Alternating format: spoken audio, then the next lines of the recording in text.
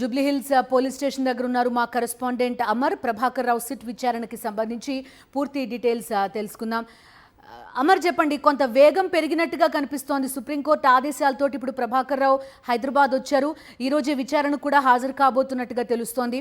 What next అంటే ఏం చెప్తారు? ఒక కీలక వ్యక్తిగా ఈ కేసులో ప్రభాకర్ రావుని చెప్తున్నారు. హిమబిందు ఇప్పటికే 5 నిందితులను సిట్ బృందం మొత్తం కూడా విచారించింది.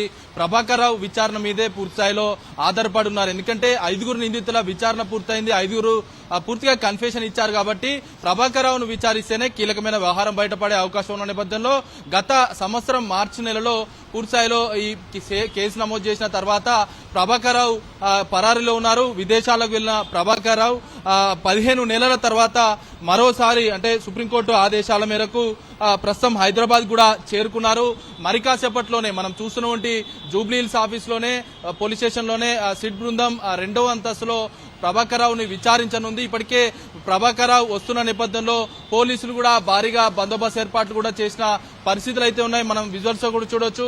సామాన్య వ్యక్తులను కూడా ఎవరిని కూడా లోపలికి రానియలేదు. మీడియా కూడా వైపు ఆంక్షలు విధించారు. మొత్తం ఫోన్ టాపింగ్ వ్యవహారానికి సంబంధించి చూసుకుంటే మొత్తం సంవత్సరం కాలం పాటు 15 నెలల పాటు జరిగిన విచారణలో కీలకమైన అంశాలను ప్రస్తుతం పోలీసులు సేకరించిన నేపథ్యంలోనే వాటి ఆధారంగానే ప్రస్తుతం ప్రభాకర్ రావును అయితే విచారించనున్నారు. మొత్తం నల్గొండ ఏదైతే నాగోలకు సంబంధించిన బ్రిడ్జి కింద ఉన్నటువంటి మూసీలో పడేసిన హార్డ్ డిస్క్ శకలాలను కూడా ప్రస్తుతం పోలీసులు స్వాధీనం చేసుకున్న నేపథ్యంలో వీటన్నిటి ఆధారంగా ప్రస్తుతం ప్రభాకర్ రావుని విచారించనున్నారు.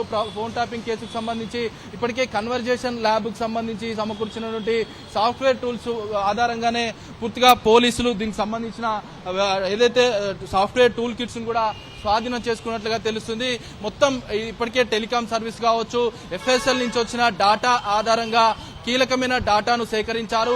ఫోన్ ట్యాపింగ్ పాల్పడిన సమయంలో ఎవరు చెబితే ఫోన్ ట్యాపింగ్ పాల్పడ్డారు, ఎందుకంటే రాజకీయ నాయకుల వ్యవహారాలు ఉంటాయి. ప్రతిపక్ష నేతలకు సంబంధించి వాళ్ళకు ఇన్పుట్స్ అంటే డబ్బులు వచ్చే ఇన్పుట్స్ సంబంధించి వారిని అదుపులోకి తీసుకోవడం, ఆ డబ్బును అధికార పార్టీ గతంలో ఉన్నటువంటి బీఆర్ఎస్ ప్రభుత్వానికి సమకూర్చినట్లుగా తీవ్ర స్థాయి ఆరోపణలు ఉన్న నేపథ్యంలో ప్రభాకర్ రావు ఎందుకు ఆదేశాలు ఇచ్చారు, ఎవరు చెప్తే ఆదేశాలు ఇచ్చారు, ఎక్కడ హార్డ్ డిస్కులు ఉన్నాయి, ఇవన్నీ హార్డ్ డిస్కులు ధ్వంసం చేయడానికి వీటన్నిటికి సంబంధించి కారణాలు ఏంటి, ప్రభుత్వం మారగానే కాంగ్రెస్ ప్రభుత్వం వచ్చాక ఈ హార్డ్ డిస్క్లన్నీ కూడా ధ్వంసం చేశారు కాబట్టి ఈ ధ్వంసం చేయడానికి కుట్ర ఎవరున్నారు, దీని వెనుక ఎవరున్నారు, ప్రభాకర్ రావును విచారిస్తే కీలకమైన వ్యవహారాలు బయటకు వచ్చే అవకాశాలు అయితే కనబడుతున్నాయి. ప్రభాకర్ రావు మాత్రం విచారణకు సహకరించకుంటే మాత్రం కీలకమైన అతనికి సంబంధించి పోలీసులు కస్టోడియల్ విచారణకు వెళ్లే అవకాశం అయితే కనబడుతుంది. దీనికి సంబంధించి సుప్రీంకోర్టు ఇప్పటికే ఆదేశాలు ఇచ్చింది.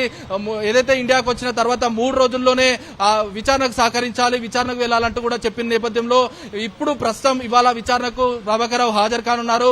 ప్రభాకర్ రావు మాత్రం విచారణకు సంబంధించి నోరు మెదపకుంటే మాత్రం పోలీసులు మరోసారి సుప్రీంకోర్టును ఆశ్రయించి కస్టోడియల్ విచారణ చేసే అవకాశాలు అయితే మనకు స్పష్టంగా అవపడుతున్నాయి. Himabindu. Okay Amar, thank you.